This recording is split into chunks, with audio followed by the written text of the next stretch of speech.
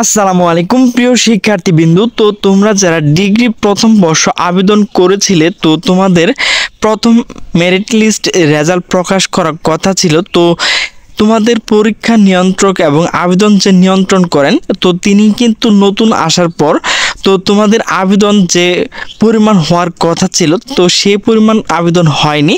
তো সেই জন্য মূলত তোমাদের প্রথম মেরিট লিস্ট যে রেজাল্টটি পাওয়ার কথা ছিল, তো সেটি কিন্তু বাতিল হয়েছে। তো তোমাদের অনেকগুলো সিট খালি রয়েছে, তো সেই জন্য কিন্তু তোমাদের ভর্তির তারিখ আরও বাড়িয়ে দেওয়া হয়েছে। তো চলো আমরা সেই পিডিএফটি দেখে আসি। তো দেখো, এখন আমরা রয়েছি অনার্স যে ট্যাবটি রয়েছে এর ভেতর, এরপর রয়েছে প্রফেশনাল, এরপর দেখো এখানে ডিগ্রি রয়েছে। তো ডিগ্রিতে ক্লিক করলে দেখো তোমাদের নতুন একটি নোটিশ প্রকাশ করা হয়েছে। তো চলো নোটিশটি ডাউনলোড করে দেখে নেই। নোটিশে বলা হয়েছে 2023-24 শিক্ষাবর্ষ প্রথম বর্ষ স্নাতক পাস ভর্তি কার্যক্রম অনলাইন প্রাথমিক আবেদন সময় বৃদ্ধি সম্পর্কিত জরুরি বিজ্ঞপ্তি। তো সংশ্লিষ্ট সকলকে জানানো যাচ্ছে যে জাতীয় বিশ্ববিদ্যালয় 2023-24 শিক্ষাবর্ষ প্রথম বর্ষ স্নাতক পাস ভর্তি কার্যক্রম অনলাইন প্রাথমিক আবেদন সময় 12 সেপ্টেম্বর থেকে 26 সেপ্টেম্বর পর্যন্ত বৃদ্ধি করা হলো। জাতীয় বিশ্ববিদ্যালয় ভর্তির যে ওয়েবসাইট রয়েছে nuac.bd/admission থেকে আগ্রহী প্রার্থী অনলাইনে প্রাথমিক আবেদন ফর্ম পূরণ করতে হবে।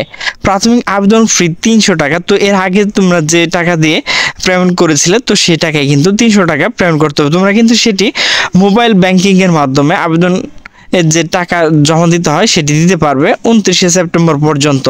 তো এর আগে যারা আবেদন করেছিলে, তো তাদের কিন্তু আবেদন করার প্রয়োজন নেই। তো চলো কবে থেকে শুরু হবে এবং শেষ হবে সে বিস্তারিত আলোচনা করব। তো অনলাইন প্রাথমিক আবেদন ফর্ম পূরণ ও প্রিন্ট কপি সংগ্রহ তারিখ হচ্ছে 12 থেকে 26 সেপ্টেম্বর পর্যন্ত।